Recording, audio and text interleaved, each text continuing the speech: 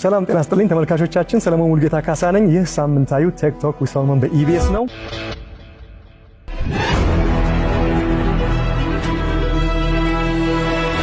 ጠቅላይ ሚኒስትር ውስጥ የታጨቁ ግዙፍ ራዕዮች።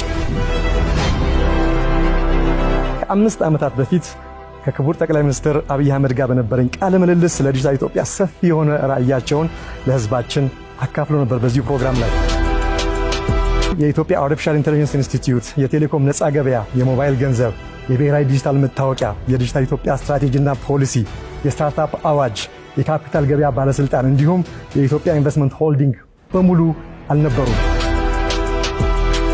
አንድ የኤአይ አማካሪ ቢኖረው አማካሪውን ስም ምን ብለው ይሰይሙታል? ሚኒስትር ኦፍ ዘ ፊውቸር ልለው እችላለሁ። ፈጽሞ እንዲቀየር ቆርጠው እየሰሩ ያሉት ወሳኝ ጉዳይ ምንድን ነው? አይዲያ፣ ሀሳብ በተግባር በዲቮሽን በመስራት ብቻ ነው የሚጨበጠው። ምንድን ነው ኢንስቲትዩሽናል ሪፎርም የምንለው? በግብርናው፣ በኢንዱስትሪው፣ አጠቃላይ በኢኮኖሚ በፋይናንሻል ሴክተር ሪፎርሞች አሉ። የእርስዎ አስተዳደር በድፍረት ኢትዮጵያ የቴሌኮም ዘርፍን ለነፃ ገበያ ውድድር ከፍቷል። በዚህ ሂደት ውስጥ ምን አይነት ተግዳሮት አጋጥሞት ነበር?